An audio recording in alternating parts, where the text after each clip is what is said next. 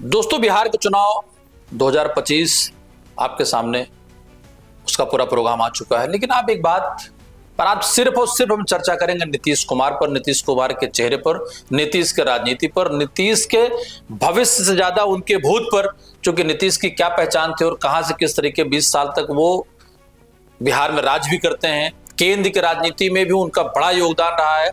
आज बात उस चेहरे की जो बिहार के राजनीति का सबसे बड़ा मास्टर स्ट्रोक है, जिसे कोई सुशासन बाबू कहता है, तो कोई यू टर्न, तो कोई पलटू चाचा, और कोई कहता है बिहार का चिरंजीवी मुख्यमंत्री। जी हाँ, हम बात करें नीतीश कुमार की। वो नेता लगभग 20 साल से बिहार की सत्ता पर काबिज हैं, और जो अगर अगली बार भी मुख्यमंत्री बन गए तो उनका 10वां कार्यकाल होगा। देश की राजनीति में, लोकतंत्र में ये एक बहुत मायने रखता है। खासकर बिहार की राजनीति अगर आप देखेंगे, देश की आजादी के बाद अगर इंदिरा और कांग्रेस के सामने सबसे बड़ा कोई आंदोलन खड़ा होता तो बिहार से खड़ा होता है।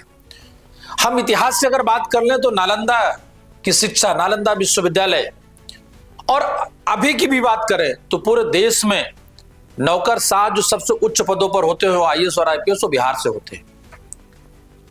ये बातें इसलिए कहना चाह रहे हैं कि बिहार को जिस तरीके से प्रशांत किशोर या बाकी वैसे भी सारे मापदंडों में आज सबसे पिछड़े राज्य में उसकी गिनती होती है। बेरोजगारी की स्थिति वहां पर यह है कि वहां का युवा देश के सभी राज्यों में, कश्मीर से कन्याकुमारी तक, अपनी काबिलियत के हिसाब से आपको काम करता दिख जाएगा, पढ़ाई पे, ज्ञान पे। और जो नहीं पढ़े लिखे वो खेतिहर मजदूर के रूप में भी काम कर रहे हैं। आप अगर गुजरात में देख लें, आप उनको हरियाणा में देख सकते हैं, आप उनको पंजाब में देख सकते हैं। लेकिन इतने लंबे समय से बिहार की राजनीति में 20 साल तक मुख्यमंत्री रहने के बाद आखिर शासन में बिहार में क्या बदला? बस अगर नहीं बदला तो चेहरा, चूंकि नीतीश कुमार के बारे में बात कही जाती है कि वो राजभवन जाते हैं मुख्यमंत्री पद की शपथ लेने या तो त्यागपत्र देने। नीतीश कुमार ने बिहार को ऊंचाइयों पर पहुंचाया, फिर ठहराव, फिर क्या उस दलदल में जिसका लगातार आरोप हो रहा है, या सिर्फ ये राजनीति है या उसके पीछे कोई बड़ी रणनीति छुपी हुई है? आज इसी पर करेंगे गहराई से चर्चा। नीतीश कुमार, विकास, विवाद और वफादारी की राजनीति। नीतीश कुमार की कहानी सिर्फ एक मुख्यमंत्री की कहानी नहीं है, ये उस राज्य की कहानी है जिसने लालटेन से लेकर एलईडी तक का सफर देखा, लेकिन आज भी अपने बच्चों को रोजगार के लिए दिल्ली, मुंबई और गुजरात भेजता है। साल 2005 बिहार जंगल राज के नाम से बदनाम था। कानून व्यवस्था चरमरा चुकी थी, सड़कें गड्ढों में गुम थी, नौकरियां बस कहानी बनकर रह गई थी। और इसी दौर में और इसी विषय को लेकर के 2005 से शुरुआत होती है नीतीश कुमार को, जिनके बारे में बदलाव, ये लोगों का परसेप्शन रहा। मुख्यमंत्री बनने से पहले, मुख्यमंत्री बनने के बाद विश्वास में, आस और विश्वास के बीच में बदलाव लाएंगे, सुशासन देंगे। और शुरुआती कुछ सालों में नीतीश ने बड़े ऐतिहासिक बदलाव किए। सड़कें बनी, बिजली आई, महिलाओं के लिए 50% का आरक्षण, और सरकारी दफ्तरों में थोड़ी पारदर्शिता देखनी शुरू हुई। नीतीश ने कानून व्यवस्था को मजबूत किया, महिलाओं की भागीदारी और हिस्सेदारी को बढ़ाया। साइकिल योजना, पोशाक योजना जैसी स्कीमें। लोगों ने कहा लालू राज गया, यानी जंगल राज गया, बिहार विकास की तरफ चल पड़ा है। फिर आया 2013, नीतीश ने बीजेपी से नाता तोड़ लिया, क्योंकि नरेंद्र मोदी को प्रधानमंत्री उम्मीदवार बनना उन्हें स्वीकार नहीं था। उन्होंने कहा पंजाब में मंच से ज्यादा शेयर करते हैं, लेकिन उसके बाद जब वो बिहार पहुंचते हैं तो वो जो एक सम्मान के रूप में भोज रहता है, उस भोज को निरस्त करते और मिलते भी नहीं। लेकिन कुछ ही सालों में 2017 में वो फिर बीजेपी के साथ लौटा है। तो क्योंकि मोदी से अलग होना तो उनके हाथ में था, पर मोदी को रोक पाना उनके बस में नहीं था। क्योंकि मोदी 2014 में अगर देश में आए तो उसी तरीके से देश के अन्य राज्यों में भी उनका विस्तार होना शुरू हुआ। खासकर उत्तर प्रदेश एक उसका बड़ा एग्जाम्पल था। 2022 में फिर से अलग हुए, 2024 में दोबारा साथ आ गए। यानी राजनीति में नीतीश कुमार ने गठबंधन को ऐसे बदला जैसे कोई मोबाइल का सिम कार्ड बदलता है, कभी बीजेपी में, कभी गठबंधन में, और फिर अकेले। वो हमेशा वही खड़े दिखिए सत्ता के पास, यानी मुख्यमंत्री वही रहेंगे, समर्थन किसी का ले या किसी को दें, पर मुख्यमंत्री वही होंगे। अब बात कर रहे हैं काम की, तो नीतीश कुमार के शासन में बिहार में इंफ्रास्ट्रक्चर के मामले में बहुत बदलाव देखा। सड़कें, पुल, बिजली, स्कूल, भवन, इनमें बहुत सुधार हुआ। जीएसडीपी बढ़ा, गांव तक बिजली पहुंची। लेकिन रोजगार के मामले में बिहार अब भी वहीं खड़ा है जहां 20 साल पहले था। राज्य की बेरोजगारी हर देश में सबसे ऊंची अगर कहीं बेरोजगारी है तो बिहार की है। पलायन भी बिहार का एक बड़ा मुद्दा है। हर ट्रेन में आदमी बिहार के युवा दिल्ली, मुंबई या सूरत की तरफ जा रहे हैं। कुशल युवा कार्यक्रम, स्टूडेंट क्रेडिट कार्ड जैसी योजनाएं, जैसी स्कीम बनी पर नौकरियां नहीं बढ़ी, यानी योजनाएं आई, रोजगार नहीं। अब बात करते हैं औद्योगिकरण की। चूंकि एक बड़ा दौर पिछले 15 साल से सभी राज्य ने अपने जो वन प्रोडक्ट वन नेशन की बात कर लें, या ये कहें कि वन डिस्ट्रिक्ट वन प्रोडक्ट, जिससे उत्तर प्रदेश कहीं ना कहीं बिहार से सटा हुआ है, लेकिन वो इस स्कीम को लॉन्च किया और उद्योग के बहुत सारे साधन बढ़े, लेकिन बिहार इसमें पीछे रह गया। पर उद्योग नहीं, निवेशक वहां डरते हैं। राजनीतिक अस्थिरता एक बड़ा मुद्दा है। भूमि विवाद, अफसरशाही, नीतीश ने कई बार निवेश सम्मेलन किए पर बड़े उद्योग आज भी वहां नहीं लग पाए। शिक्षा और स्वास्थ्य में भी स्थिति वही है। कोविड के दौरान आपने देखा होगा, स्कूलों में ड्रेस और साइकिल तो मिलती है पर टीचर और किताबें गायब।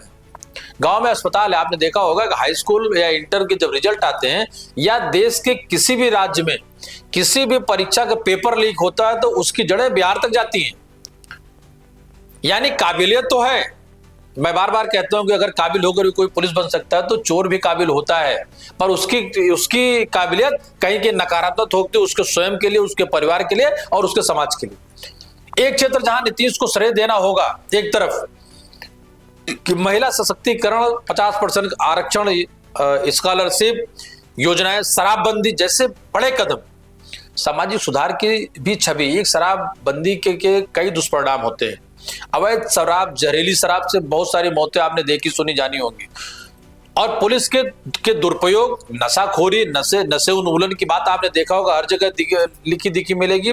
लेकिन सरकार हु हल्ला करके, ढेर सारा प्रचार करके वो इसका विज्ञापन भी करते और उसको लीगली बिकवाती भी। नीतीश कम से कम शराबबंदी करके उन्होंने, भले ठीक है उनका बहुत रेवेन्यू, बहुत उसके राजस्व का नुकसान हुआ होगा, लेकिन वो इस निर्णय पे खड़े रहे।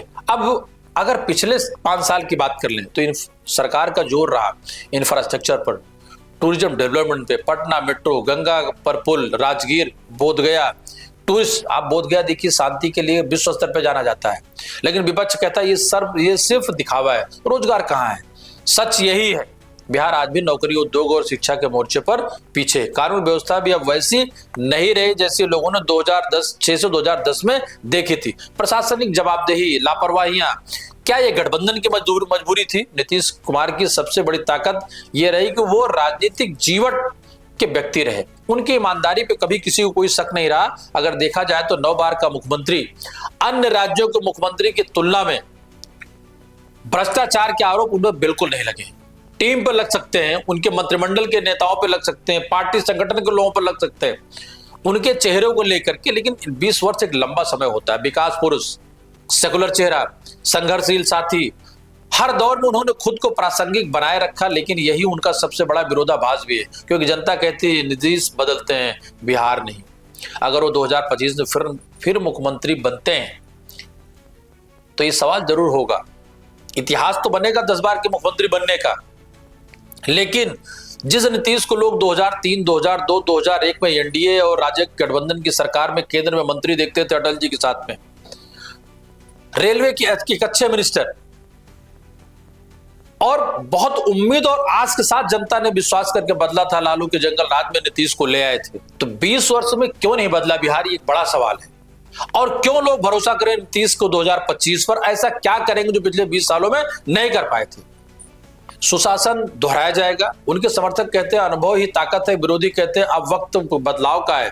सच बात शायद इन दोनों के बीच कहीं है। नीतीश ने बिहार को सड़क, बिजली, सुरक्षा, रोजगार, उद्योग, शिक्षा में जो कमी रही वो भविष्य में पूरा करेंगे। देखिए, नेताओं के अपने भाषण, उनके अपने घोषणा पत्र, और नीतीश ने तो इस चुनाव में जिस तरीके से बयार, बहार, फ्री के फंडे और योजनाओं में पैसे के वितरण, 75 लाख महिलाओं से लेकर बेरोजगारों को लेकर के उनको हर मासिक किस्त का देने का ऐलान, और दे भी रहे हैं।